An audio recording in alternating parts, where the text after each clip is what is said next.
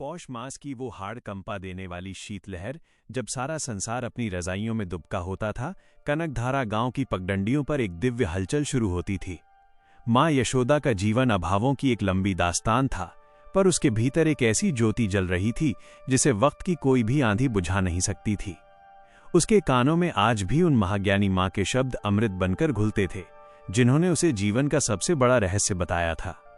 उन्होंने कहा था कि सूर्य का उत्तरायण होना केवल एक खगोलीय घटना नहीं है, ये अंधकार से प्रकाश की ओर बढ़ने का संकेत है।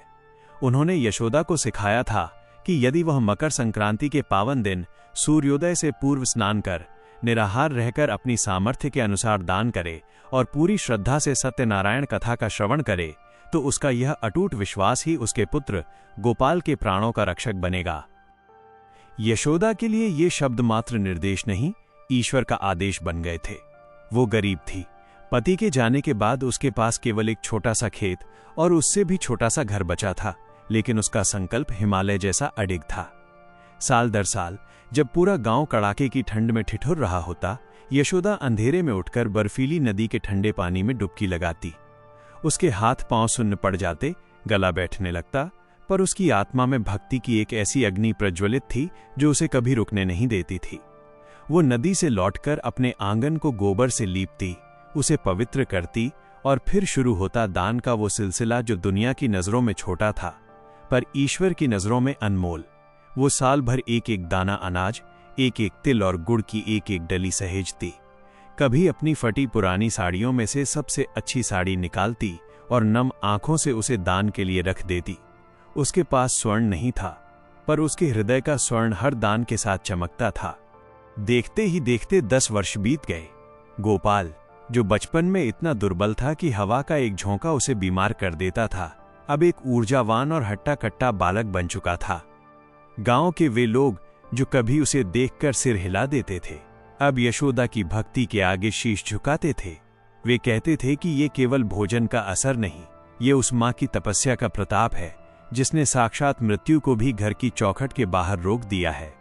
यशोदा का डर अब कम होने लगा था, पर उसका विश्वास और भी गहरा होता जा रहा था। उसे लगने लगा था कि अब सब ठीक है, पर नियति अभी उसकी अंतिम और सबसे कठिन परीक्षा लेने वाली थी। 11वें साल की वो मकर संक्रांति आई। गोपाल अपने मित्रों के साथ गंगा किनारे खेल रहा था कि अचानक एक तेज हवा का झोंका आया और वो असंतुलित होकर गिर पड़ा। रात होते होते उसे इतना तेज बुखार चढ़ा कि उसका शरीर तवे की तरह जलने लगा। यशोदा ने हर जतन किया, पट्टियां रखीं, जड़ी बूटियां दी, पर ज्वर कम होने का नाम नहीं ले रहा था। जब गांव के अनुभवी वैद्य आए तो उन्होंने गोपाल की आंखों की पुतलियां देखकर अपनी पोटली बांध ली। उन्होंने निराशा भरे स्वर में कहा कि इस बालक की आयु की डोर अब टूट रही है, इसके लक्षण बताते हैं कि अब काल का बुलावा आ चुका है। यशोदा के पैरों तले जमीन खिसक गई, पर उसके भीतर की मां हार मानने को तैयार नहीं थी। उसने सोचा कि क्या 11 वर्षों का मेरा विश्वास इतना कमजोर है कि एक बुखार उसे ढा दे। अगले दिन संक्रांति थी। गोपाल अचेत पड़ा था, उसकी सांसें उखड़ रही थीं। बाहर भीषण ठंड थी और भीतर यशोदा का कलेजा फट रहा था, पर वो उठी। उसने वैसे ही कांपते हाथों से गंगा स्नान किया और गीले वस्त्रों में ही पूजा की तैयारी शुरू कर दी। एक तरफ मौत का सन्नाटा था, दूसरी ओर यशोदा के हाथों से बनते तिल और गुड़ के लड्डू। उसके आंसू उन लड्डुओं पर गिर रहे थे, पर उसका संकल्प नहीं डोला। उसने पंडित जी को बुलाया और कहा कि आज कथा और भी अधिक भाव से होनी चाहिए। जब पंडित जी ने सत्यनारायण भगवान की जय का उद्घोष किया, तब वहां केवल मनुष्य ही नहीं, अदृश्य शक्तियां भी उपस्थित थीं। उसी समय आकाश मार्ग से 2 भयानक आकृतियां धरती पर उतरीं। वे यमराज के दूत थे, जो काल के पाश लेकर गोपाल के प्राण हरने आए थे। उनकी दहकती आंखों में कोई दया नहीं थी, वे केवल धर्मराज के आदेश के गुलाम थे। जैसे ही वे गोपाल के बिस्तर के पास पहुंचे और अपना पाश उठाया, अचानक पूरा घर एक दिव्य प्रकाश से भर गया। एक ऐसी गर्जना हुई जिसने ब्रह्मांड की धमनियों को हिलाकर रख दिया। स्वयं धर्मराज यम वहां प्रकट हुए। दूत भयभीत होकर पीछे हट गए। उन्होंने कहा कि प्रभु, इस बालक की आयु आज पूर्ण हो चुकी है, हम तो बस नियति का विधान पूरा कर रहे हैं। धर्मराज की गंभीर दृष्टि एक ओर गोपाल पर पड़ी और दूसरी ओर आंगन में बैठी उस मां पर, जो पूरी श्रद्धा से कथा सुन रही थी। धर्मराज ने कहा कि दूतों, तुम नियमों को जानते हो पर प्रेम की शक्ति को नहीं। तुम विधान को जानते हो पर उस तपस्या को नहीं जो विधाता की कलम को भी बदलने पर मजबूर कर देती है।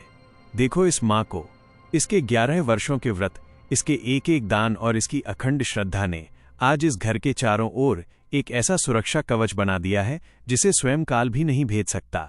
जिस माँ ने अपने पुत्र के लिए स्वयं को ईश्वर के चरणों में समर्पित कर दिया हो, उसका पुत्र अकाल मृत्यु का ग्रास नहीं बन सकता।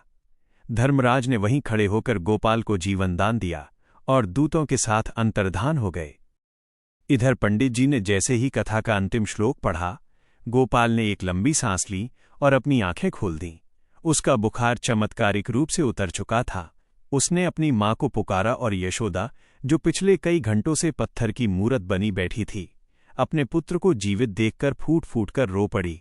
ये रोना हार का नहीं, जीत का था। वैद्य जो उसे मृत समझ कर गए थे, जब वापस आए तो इस दृश्य को देखकर उनके पैरों की धूल चाटने लगे। कनकधारा गांव में आज भी वो कथा गूंजती है कि कैसे एक साधारण सी माँ के असाधारण विश्वास ने मृत्यु के देवता को भी झुकने पर विवश कर दिया। ये कहानी हमें सिखाती है कि यदि हृदय में निस्वार्थ प्रेम और ईश्वर पर अडिग विश्वास हो तो दुनिया की कोई भी शक्ति आपको पराजित नहीं कर सकती। श्रद्धा ही वह कवच है जो हर संकट से पार लगाती है।